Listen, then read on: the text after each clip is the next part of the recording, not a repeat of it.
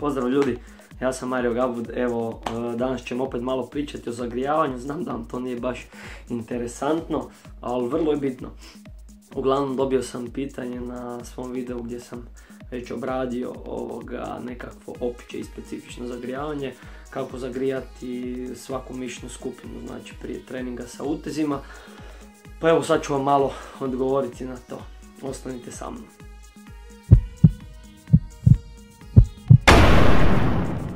Pa evo, prije nego što krenemo, samo bih vas uputio na to da svako ima neki svoj način zagrijavanja. Znači ako vam ja sad tu nešto kažem, a neko drugi je rekao nešto drugo, ne znači da sam ja u pravu i da je ono krivo i obrnuto. Znači svako je tu sebi složio nekakav sistem koji njemu najbolje odgovara. Na kraju krajeva, ako neko godinama radi određen način zagrijavanja, nema smisla da mi sad mijenjamo taj način ako njegovo tijelo već naviklo i glava na kraju krajeva da se tako zagrijava. Jednostavno moramo misliti i na motivaciju tijekom treninga, a ne samo na to šta je pravilno, šta nije pravilno. Tako da moramo uzeti i te stvari u obzir. Znači što se tiče zagrijavanja, pa blaga je razlika recimo ako radite neku repetitivnu snagu, hipertrofiju ili pak maksimalnu snagu. Za repetitivnu snagu vam praktički ne treba neko pretjerano zagrijavanje nakon nekakvog općeg i specifičnog zagrijavanja, jednostavno to su nekakve male težine, tako da tu ne bi pretjerano ulazio u te teme. Što se tiče treninga hipertrofije, to sam vam već objasnio, to se kreće od nekakvih 80% od 1 RM, 70, 75, 80%. Recimo za takav trening uvijek odradimo nekakvo bazično zagrijavanje, nekakvih 5 minuta aerobika, ili ako ste u teretani možete odraditi malo trake za trčanje ili orbitreka. I poslije toga idete na specifiku vježbe, znači ako vam je recimo prva vježba bench, radite sa 80 kg vam je znači prva radna serija. Prije toga si odradite, možete par sklekova, čisto malo da prokrvite mišiće, nakon toga si stavite nekakvih 40 kg, to vam je znači nekakvih 50% od te vaše radne prve serije, odradite jedno 10-ak ponavljanja, odmorite minutu 2 i onda odradite sa jedno 60 kg 5 ponavljanja i nakon toga odmorite 2 minute i spremni ste za trening. Tako je u biti i što se tiče svih ostalih vježbi.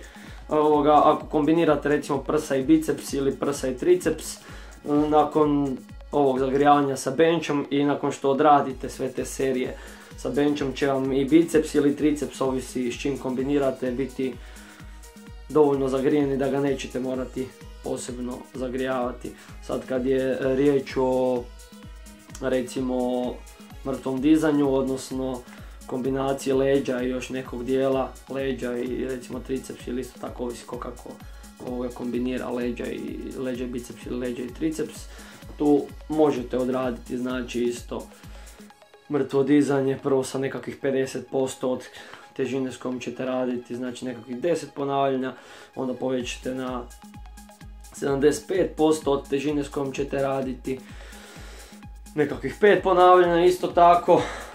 I nakon toga krećete u radne serije, ali to vam se toliko možda neće zagrijati ove dvije ili jedna od te dvije mišićne skupine s kojom ćete kombinirati, pa onda isto to napravite i za taj mišić. Znači ako vam je prva vježba, ne znam, za biceps, hammer, pregib, onda odradite isto, ne morate toliko dugo jer vam je već tijelo zagrijano od mrtvog dizanja, jednostavno si odradite jednu, dvije serije, jedna je dosta, ne trebate više od toga. Čisto malo da mišić osjeti i možete odmah krenuti u radne akcije. Praktički evo, to je princip za sve vježbe, da previše ne duljim ovaj video.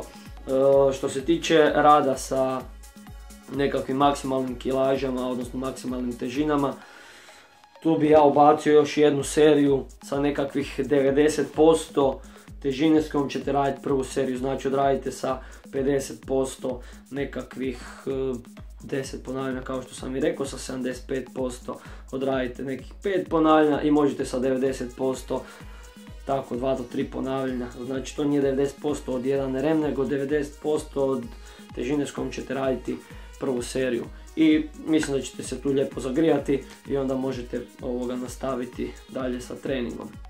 Što se tiče rada s tim maksimalnim težinama, to ćete vjerovatno raditi samo sa ovim najvećim mišićnim skupinama, tako da tu neće biti biceps pregiba, triceps nekakvih ekstenzija i toga. Tu ćete vjerojatno raditi bench press ili razne varijacije toga, mrtvo dizanje isto tako, čučanj i vojnički potisak.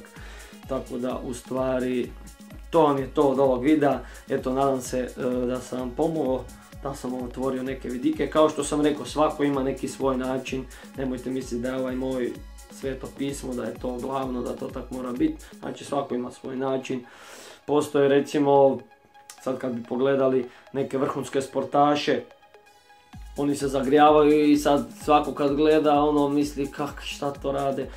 To je nepravilno. To nije nepravilno ako on tako već 20 godina radi, vrhunski je sportaš, njegovo tijelo se naviklo na to. Tako da tu slobodno si uzmite dozu opreza s komentarima i sa nekakvim razmišljanjima. I uglavnom to je to od ovog videa. Ovo je bilo samo priča, mislim da nema potrebe da vam tu nešto demonstriram, čisto ovo je bilo da vam malo objasnim kako to sve funkcionira. Eto, hvala svima što ste gledali ovaj video, približavamo se 1000 subscribera, onda ćemo smisliti neki specijal. Lijepi vam pozdrav i vidimo se u sljedećem videu. Bok!